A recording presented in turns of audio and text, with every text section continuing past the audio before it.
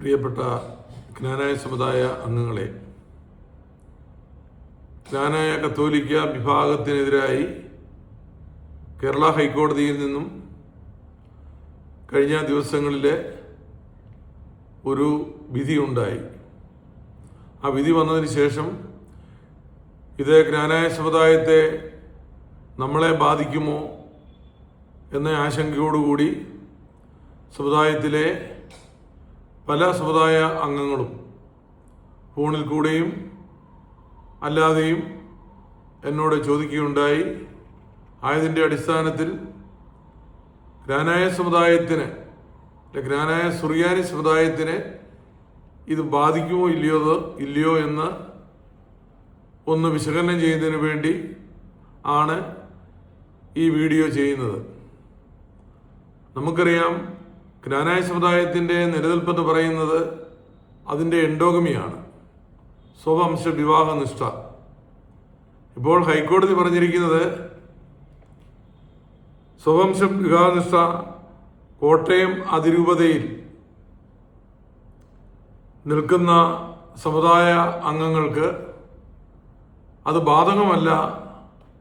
അവർ ആ സമുദായത്തിൽ നിന്ന് വെളിയിലുള്ള വിവാഹം നടത്തിയാലും അവർ സമുദായത്തിൽ തന്നെ നിലനിൽക്കും എന്നാണ് കോടതി പറഞ്ഞിരിക്കുന്ന പരാമർശം. സമുദായത്തിന് വെളിയിൽ നിന്ന് വിവാഹം കഴിച്ചാലും അവരുടെ മക്കളും അവരുടെ ഭാര്യയും സമുദായ അംഗത്വം പോകുന്നില്ല എന്ന് പറയുമ്പോൾ ജ്ഞാനായക്കാരെ സംബന്ധിച്ച് നമ്മുടെ നിലനിൽപ്പിൻ്റെ ഒരു വിഷയമാണ്.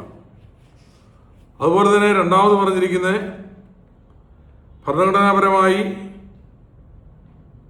ഇന്ത്യൻ ഭരണഘടനാപരമായ അവകാശം അവർക്കുണ്ട്. ഭരണഘടനയുടെ വ്യക്തി സ്വാതന്ത്ര്യത്തിൻ്റെ ആർട്ടിക്കിൾ 19(21) ഭാഗമാണെന്നും സമുദായത്തിന് പുറത്തുനിന്ന് വിവാഹം കഴിക്കുന്ന കാരണത്താൽ സമുദായ അംഗത്വം റദ്ദാകുന്നില്ല എന്നുമാണ് ഹൈക്കോടതി പറഞ്ഞിരിക്കുന്ന രണ്ടാമത്തെ കാര്യം. അതുപോലെ തന്നെ ഒരു ജ്ഞാനായക്കാരൻ മാമോദീസ മുങ്ങി ജ്ഞാനായത്വം സ്വീകരിച്ചു കഴിഞ്ഞാൽ അദ്ദേഹത്തിനെ ഒരിക്കലും ജ്ഞാനായ സമുദായത്തിൽ നിന്ന് പുറത്താകുകയില്ല എന്നാണ് മൂന്നാമതായി ഹൈക്കോടതി പറഞ്ഞിരിക്കുന്നത്.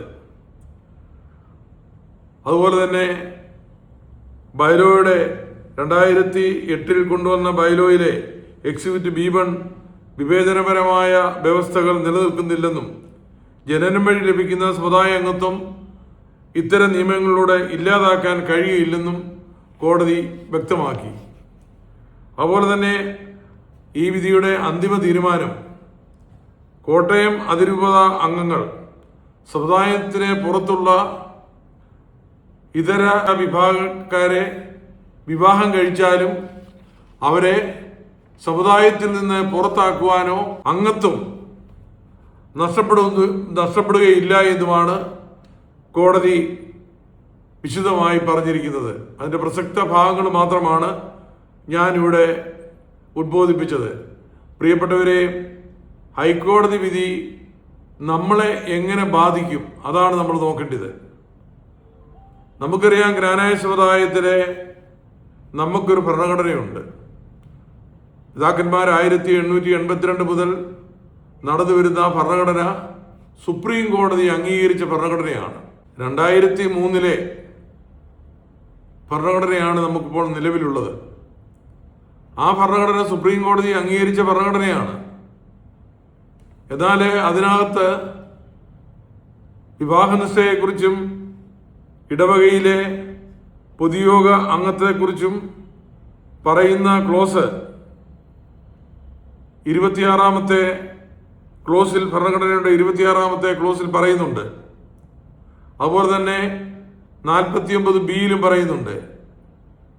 അത് വ്യക്തമായ ഒരു ധാരണയിലല്ല അത് പറഞ്ഞിരിക്കുന്നത്.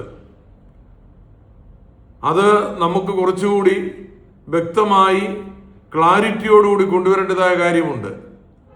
ഈ 2003 ഭരണഘടന അമെൻഡ് ചെയ്ത സമയത്ത് ഇങ്ങനെയുള്ള വിഷയങ്ങളൊന്നും സമുദായത്തിൽ ഇല്ലായിരുന്നു. ഇതിപ്പോൾ നമ്മുടെ നിലനിൽപ്പിനെ ചോദ്യം ചെയ്യുന്ന ഒരു സ്ഥിതിവിശേഷമാണ് ക്നാനായ കത്തോലിക്ക സമുദായത്തിനും അതുപോലെ തന്നെ ക്നാനായ സുറിയാനി സമുദായത്തിനും ഉണ്ടായിരിക്കുന്നത്.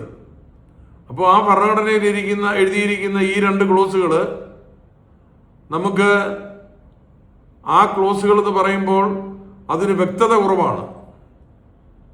നമുക്ക് ഭരണഘടനയുണ്ട്, അതിനകത്ത് ക്ലോസുകൾ ഉണ്ട് എന്ന് പറഞ്ഞാലും കുറെ കൂടി വ്യക്തത വരുത്തേണ്ടതായിട്ടിരിക്കുന്നു. അതിനുവേണ്ടിയാണ് ഇങ്ങനെയുള്ള കാര്യങ്ങൾ വരുമ്പോൾ അത് കേസിൽ കൂടിയാണെങ്കിലും മറ്റു രീതിയാണെങ്കിലും നമ്മുടെ സമുദായത്തിന് ബാധിക്കാതിരിക്കുന്നതിന് വേണ്ടി വളരെ ആലോചിച്ചതിന് ശേഷം 2024 ക്നാനായ കമ്മിറ്റി ഒരു അമെൻമെന്റ് കൊണ്ടുവന്നു. ആ അമെൻമെന്റ് ക്നാനായ അസോസിയേഷൻ പാസ്സാക്കി, സമുദായ മെത്രാപ്പോലീത്ത അത് അംഗീകരിച്ചു.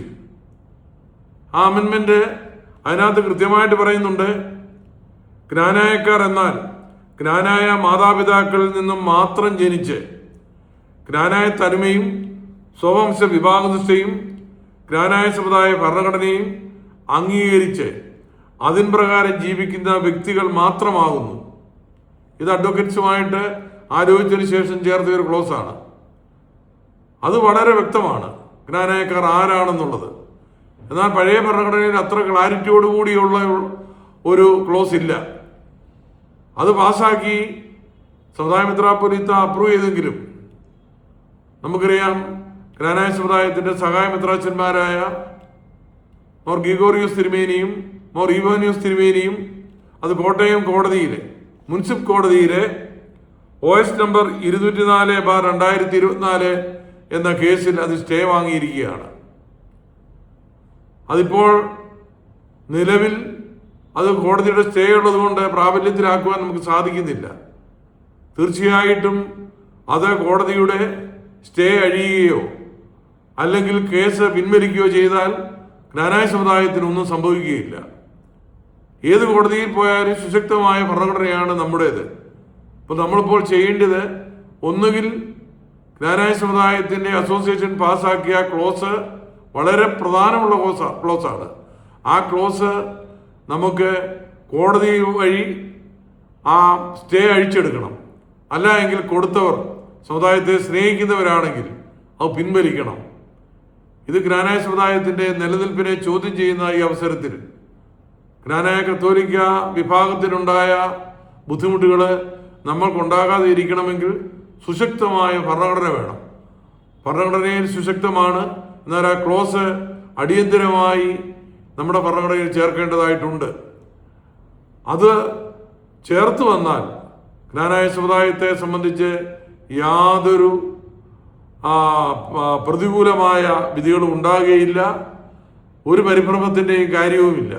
എന്നാൽ ഇപ്പോഴുള്ള ഭരണഘടന അനുസരിച്ചാണെങ്കിൽ പോലും നമുക്ക് പിടിച്ചു നിൽക്കുവാനുള്ള പഴുതുകളുണ്ട്. എന്നാൽ ശക്തമായ ഒരു ക്ലോസ് കൂടെ ചേർന്ന് കഴിയുമ്പോൾ ഏത് കോടതിയിൽ പോയാലും ക്നാനായ സുറിയാനി വിഭാഗത്തിന്, ക്നാനായ സുറിയാനി സമുദായങ്ങൾക്ക് യാതൊരു പ്രതിസന്ധി ഉണ്ടാകുകയില്ല. അതിനുവേണ്ടി നിങ്ങൾ എല്ലാവരും പ്രാർത്ഥിക്കുക. ശക്തമായ ഭരണഘടനയുണ്ട്, ഭരണഘടനയിൽ ക്ലോസ് അമെൻഡ് ചെയ്തിട്ടുണ്ട്. അത് പ്രാവർത്തികമാക്കിയാൽ മതി. അതിനെല്ലാവരും അതിനുവേണ്ടി പ്രാർത്ഥിക്കണമെന്ന് അറിയിച്ചുകൊണ്ട് ഈ വിശദീകരണം നിങ്ങൾക്ക് മതിയാകും എന്ന് വിചാരിക്കുന്നു. അവരുടെ ഏതാണ്ട് 100 ചില്ലുവാനം പേജുള്ള ഒരു വിധിയാണ്. അത് സോഷ്യൽ മീഡിയയിലുണ്ട്. ആർക്കും അതിൻ്റെ കോപ്പി കിട്ടും. അല്ലെങ്കിൽ സമുദായ ഓഫീസിൽ വന്നാൽ അതിൻ്റെ കോപ്പി തരുന്നതായിരിക്കും. വളരെ മർമ്മപ്രധാനമായ ക്നാനായക്കാരുടെ നിലനിൽപ്പിൻ്റെ ഈ ഒരു ഘട്ടത്തിൽ എല്ലാവരും പ്രാർത്ഥിക്കുകയും നമ്മുടെ എൻഡോഗമി നിലനിർത്തുന്നതിന് വേണ്ടി പരിശ്രമിക്കുകയും ചെയ്യണമെന്ന് അഭ്യർത്ഥിച്ചുകൊണ്ട് നിർത്തുന്നു. നന്ദി, നമസ്കാരം.